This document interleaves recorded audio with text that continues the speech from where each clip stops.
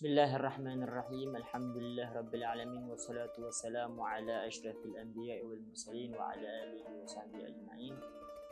Amma ba'du, kita bersyukur kepada Allah Subhanahu wa taala sehingga pada kajian kali ini kita senantiasa diberi kesehatan oleh Allah Subhanahu wa taala.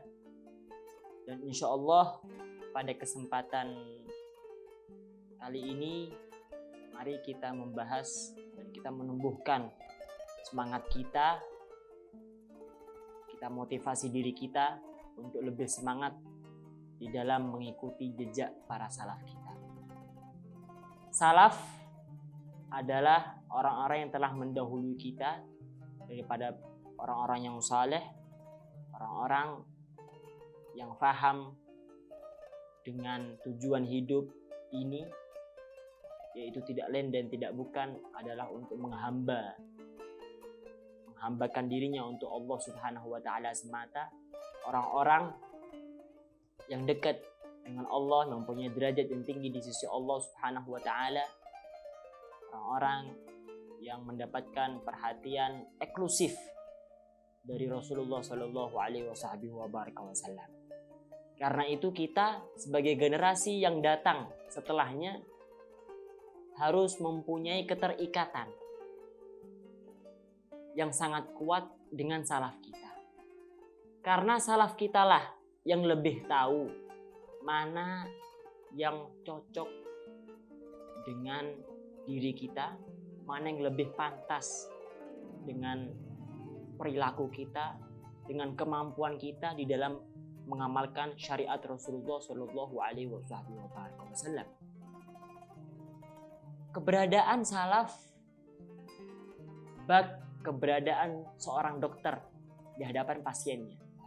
Seorang dokter lebih tahu dengan keadaan pasiennya sehingga dia bisa dan mampu memberi obat yang pas dan cocok untuk si pasien. Begitu juga seorang salaf kelompok yang telah mendahului kita daripada orang-orang yang diridhoi oleh Allah Subhanahu wa taala. Mereka lebih paham mana yang lebih pantas untuk generasi yang akan datang setelah mereka di dalam mengamalkan Al-Quran dan di dalam mengamalkan As-Sunnah.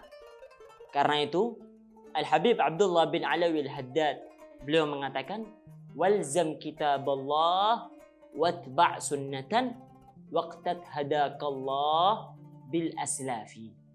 Walzam kitaballah, berpegang teguh dengan kitab Allah Subhanahu wa taala, yaitu Al-Qur'an.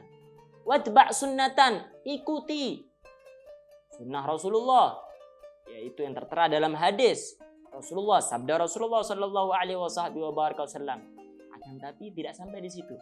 Waqtat hadakallah bil aslafi, dan ikuti, semoga Allah Subhanahu wa taala memberi hidayah kepada engkau bil aslafi. Ikuti siapa? Ikutilah aslaf. Ikutilah para salaf-salafmu. Karena mereka lah yang lebih tahu di dalam mengaplikasikan syariat yang dibawa oleh Rasulullah sallallahu alaihi wasallam dalam kehidupan ini. Mereka lah yang lebih tahu mana yang lebih pantas, mana yang lebih cocok untuk anak keturunan yang akan datang setelah mereka. Karena itu kita sebagai generasi para salaf kita harus mempunyai keterikatan. Kita harus selalu mengikuti para salaf kita dalam mengamalkan syariat Rasulullah Shallallahu Alaihi Wasallam. Apa sih? Ada berapa poin? Ada berapa unsur sih yang dipentingkan oleh salaf di dalam menjalankan syariat Rasulullah Shallallahu Alaihi Wasallam? Secara ringkas, Al-Habib Ali bin Muhammad bin Husain Al-Habsyi beliau pernah mengatakan, wa mimma yasurul qalba minni luzumukum tariqata abai wa ahli wa ajdadi. Ha hiya a'malun khalat an syawaibin wa ilmun wa akhlaqun wa kathratul awradi. Dan kata Al-Habib Al-Habsyi, dan daripada sesuatu yang bisa menggembirakan hatiku, yaitu hendaknya engkau selalu berpegang teguh, istiqamah, jalan lurus di atas tariqah, di atas metode, di atas jalan para leluhurku, kakek moyangku dan ayah-ayahku, yaitu para salaf. Apa itu? Hahiyah, inilah a'malun khalat an syawaibin. Amal-amal yang bersih daripada virus. Karena perlu kita ketahui bahwa sebuah amalan mempunyai virus. Seorang manusia ketika mengerjakan suatu amalan ibadah, bisa saja dia mendapatkan pahala daripada amal ibadah tersebut, bisa saja tidak. Kadar yang dia dapatkan, kadar pahala yang dia dapatkan daripada amalan ibadah yang dia lakukan tergantung metode, tergantung tata cara dia melakukan amal ibadah tersebut. Karena itu seorang manusia, seorang insan hendaknya cerdas di dalam beramal, di dalam bermuamalah kepada Allah Subhanahu wa taala. Jangan sampai banyak beribadah, banyak melakukan suatu amal ketaatan, akan tapi dia merugi, tidak mendapatkan pahala daripada amal ibadah tersebut, daripada virus-virus, daripada sesuatu yang mencegah seorang manusia mendapatkan pahala daripada amal ibadahnya, yaitu seperti riya, ingin dilihat orang, al-amal li ajlin nas, amal hanya untuk manusia. Sedangkan kebalikannya riya, al-ikhlas, amal li ajlillah, mengamalkan suatu amalan hanya untuk Allah semata. Ar-riya, al-ujub, ingin dilihat orang, al-kibir, dan seterusnya dan seterusnya dan seterusnya. Itulah beberapa syawaib yang dimaksudkan dalam bait syair Al-Habib Ali Al-Habsyi. Karena itu a'malun khalat an syawaibin, amalan-amalan yang bersih, yang murni, yang suci daripada kotoran-kotoran yang bisa mencegah seorang manusia mendapatkan ganjaran pahala daripada amal ibadahnya. A'malun khalat an syawaibin. Wa ilmun, ilmunya Allah, ilmunya Rasulullah sallallahu alaihi wasallam. Orang yang ingin mengikuti jejak para salafnya harus menuntut ilmu syariat Rasulullah sallallahu alaihi wasallam. Wa akhlaqun wa akhlaqun.